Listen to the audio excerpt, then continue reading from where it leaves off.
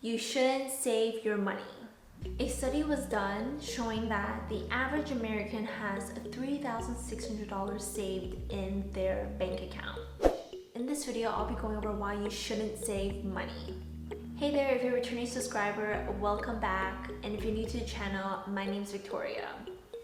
If you find any value in this video, be sure to give this video a thumbs up. It really does support my channel.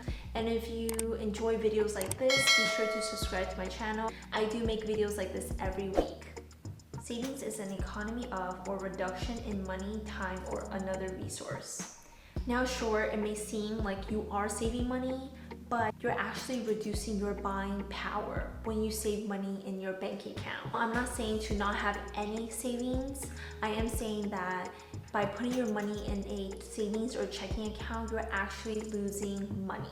You should only keep a very small portion of your money in a savings or checking account. Now I'll go over the reasons why savings is bad. The first reason is taxes, and specifically taxes on your interest earned from your savings or checking account. All interest that you earn from your savings or checking account is taxable at your ordinary income, which makes interest earned from these accounts the same as earning money from your job. If you like to keep your money in a savings or checking account, you are actually hoarding your money and it's being taxed heavily. Let's say you make $75,000 a year. You're in the 22% tax bracket. Now, if you have $50,000 saved in a high-yield savings or checking account earning 3% interest a year, you will make $1,500 from that account. Now you have to pay your ordinary income tax on this interest. You have to pay $330. Let's take a look at an example. If you have $5,000 in a high-yield savings or checking account that offers a 3% APY every year, you'll make $150 every year from your interest. Now with that $150, you will have to pay taxes on it. If your tax bracket is 22%, 22% of $150 is $33. That means you're only keeping $117. Now to calculate your return on investment, you divide how much you earn, which is $117, by how much you invested into your savings account, which is $5,000. You'll get a return on investment of 2.34%. No matter what, you can't avoid that tax on your interest. Unless you only made less than $10 of interest, then you won't be taxed. If we look at investing into the stock market, you have your short-term versus long-term capital gains. In the worst case, you'll have to pay your ordinary income tax if you made short-term capital gains, which means that you sold shares or stocks within a year. But in the best case, if you kept your investments for more than a year, you'll only have to pay long-term capital gains, which is a lot lower than your ordinary income tax. I do have a separate video on how stocks are taxed. You can check it out in the link below. But as you can see, in the worst case, you'll have to pay ordinary income by investing into the stock market. But with the savings account or checking account, in the worst and best case, you will have to pay ordinary income tax on your interest, even though the interest is not very high. So I recommend only having 3 months of emergency saved up in a easily accessible savings or checking account.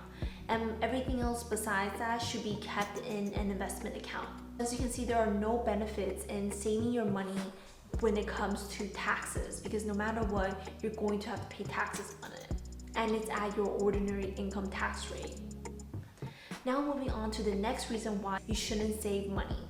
And that is due to losing purchasing or buying power. So what does purchasing or buying power mean?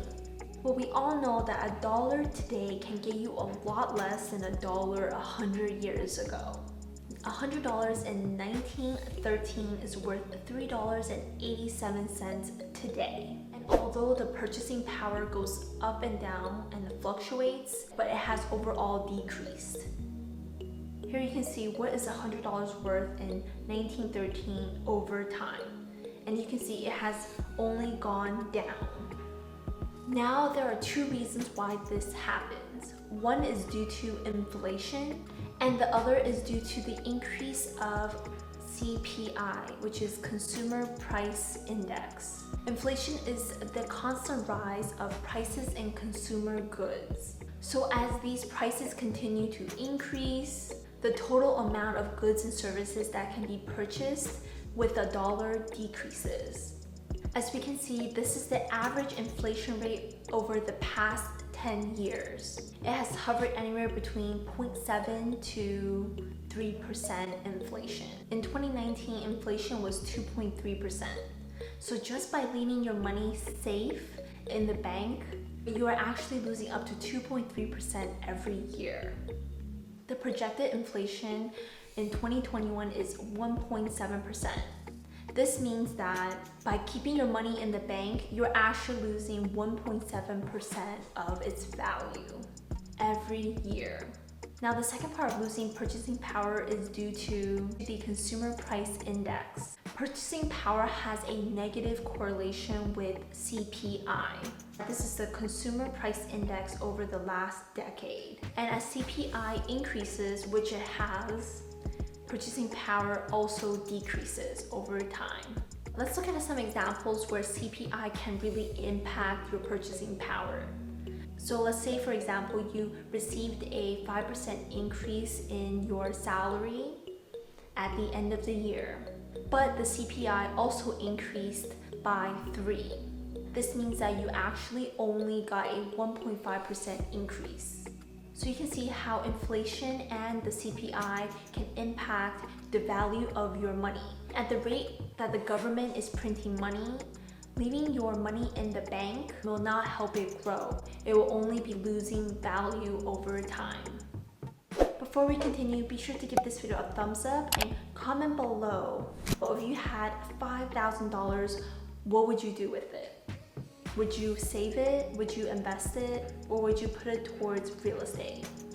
And the last reason why you shouldn't save money is that you are not going to grow your wealth by leaving your money in the bank.